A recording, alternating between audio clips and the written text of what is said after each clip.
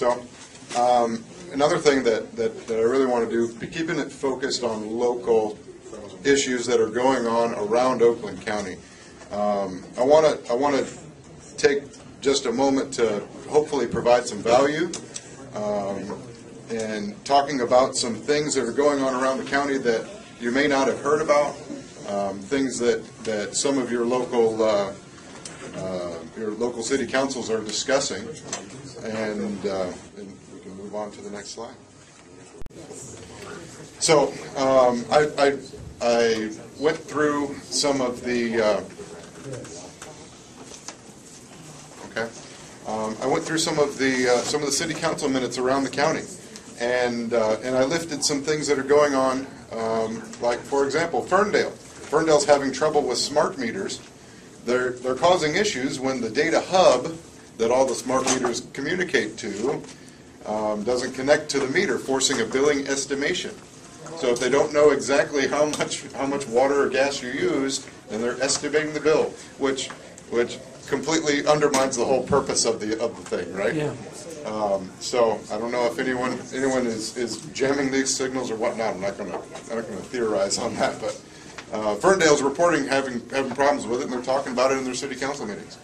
Rochester Hills recently passed a resolution opposing the federal taxation of interest collected on municipal bonds.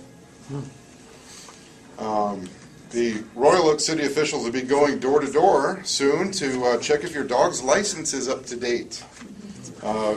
Beginning July 1st, $20 penalties will be issued for dogs licensed after July 1st. Unspayed and unneutered dogs will cost twice as much to license. So, next slide. The Farmington Schools Superintendent, Susan Zervalik, is whining for more money. She says the $300,000 the state recently decided to spend on roads should go towards the schools. She has her state rep, Vicki Barnett. She has her ear on this issue. So I dug into this just a little bit, and I looked into the 2009 school funding levels.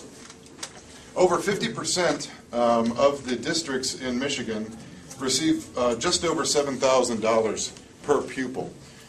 This is in 2009 again. Then the highest funding is in Mackinac County at Bois Blanc Pines District.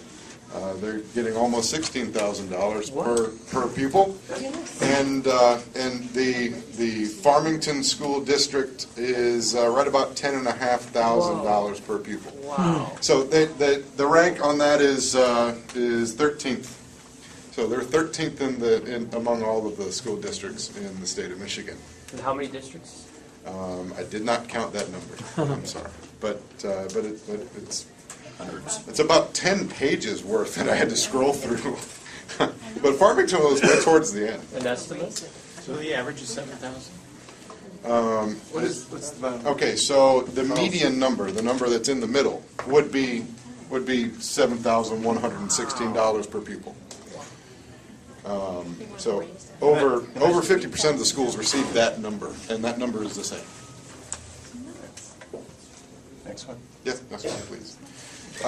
In West Bloomfield Township, they're considering regulations on smoking lounges, cigar bars, hookah lounges, and the like. They've placed into effect a moratorium on new licenses or license transfers for such businesses, which will be effective for 180 days following May 20th. They're going to be working on regulations for those kind of businesses. And the city of Pontiac is in the process of phasing out of EFM rule, Emergency Financial Manager. The exact date that the city council will regain control of the city is unclear, but the expectation is sometime this year. So we'll keep an eye on that. And then on the county level, the Oakland County Board of Commissioners has authorized the hiring of a number of marine patrol officers. So cops running around in boats. Townships of Addison, Commerce, Highland, Independence, Orion Township, Waterford Township, and also Orchard Lake Village, and Novi. Didn't know they had any lakes in Novi. and West Bloomfield. So last thing here, the following Oakland County Commissioners introduced Resolution 13112 in support for Medicaid reform in the state of Michigan. Marcia Gershenson, District Number 13, Bill Dwyer, District Number 14, and Helene Zach, District Number 18. So I propose that we keep an eye on when this is going to come up on the agenda again, and be present for that. Make our opinions known. So that resolution was not passed at the time; it was referred to the government committee. Next slide.